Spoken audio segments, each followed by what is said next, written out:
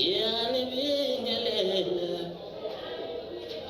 ngithi sanibonani nonke molo ngiyani bingelela usabele igama lami ngibuya kwelasemphendle nginilethela umculo wami ngithi sanibonani nonke molo ngiyani bingelela. Sanibonani bafowethu obengelayo ngalesikhathi usabelo Zandlezinhle waduma endaweni yasemphendle ukuthi nithathele isigodi. Bafowethu namhlanje ngilapha ngizonithulela kabanzi ngami. Ngiyazi abaningi bayazi ukuthi usabelo umfana osemncane odlala umculo wamaskandi, kepha abazi kabanzi ngomlando wakhe nanokuthi ufike kanjani, ufinyelele kanjani thina azaleke izinga kulo umculo wamaskandi. Okay bafowethu, usabelo umfana odabule endaweni yasemphendle emakhaya. Wakhula ngokuthanda umculo, ngeke ngakhula ngithanda kakhulu umculo kamaskandi. Oke ugcina ungiholele kuthina nami ngigcine ngithole sengikuwo nje ukubona namhlanje ngiphusha kubona kakhulu. Okay bafowethu, usabelo umfana ufike ngonyaka 2016 emcukweni lapho engenza khona i-album yami yokuqala ehloko sithi nje engasebenzana nayo kakhulu noBhoti Andile walamini abanye bamazi nomkhonjwa kuwo nomculo. Ngaphinde ngasebenzisana kakhulu noSkeshekeshe okwamemela eGoli.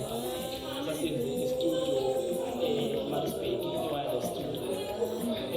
Umsebenzi wona kakhulu bawuthozela abantu ukuhamba kweminyaka.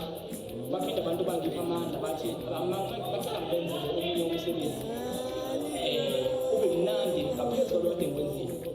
Okay, kwafika unyaka 2019 lapho engifike ngenza khona umculo wami, umsebenzi omusha ohloko sithi abakwethu. Engisebenze kuwo nokuvula lo wangadi noSithembiso wangcamo ecandeni wakwamkhulu. Ngaphinde ngasebenza nokukhula kwaXaba kwelasemphendle elohleli bafowethu umnandi kakhulu umsebenzi. Ihloko sawo sithi abakwethu kunengoma eziwu-13. Zimnandi zonke bafowethu. Bafowethu abaningi bangibuza ukuthi igama likaZandlezinhle liqhamuka kanjani. Ngibe omunye obenenhlanhla ukuthi igama ungathi ukuthi uMandleko amancane futhi ukuthi uyavuka amadlelo kakhulu kodwa ubiza aMandleko amancane.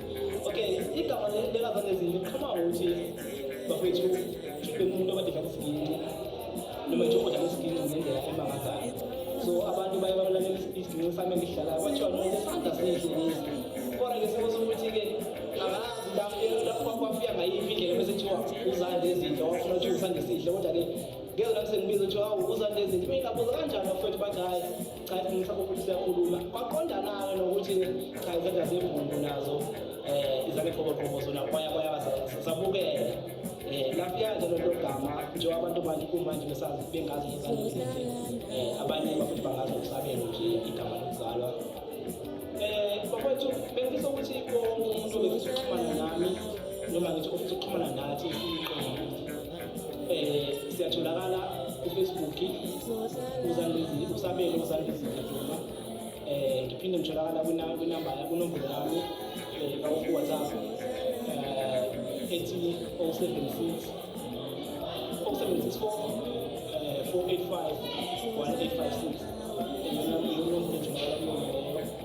Umuntu obefisa ukuthola umfaniswano wethu wafethu omuhle ngibona sigqokile neswethu esizala sinje umfaniswano uyatholakala kumina kule nombolo kade ngithi ezishilo la ngemuva 0764 1856.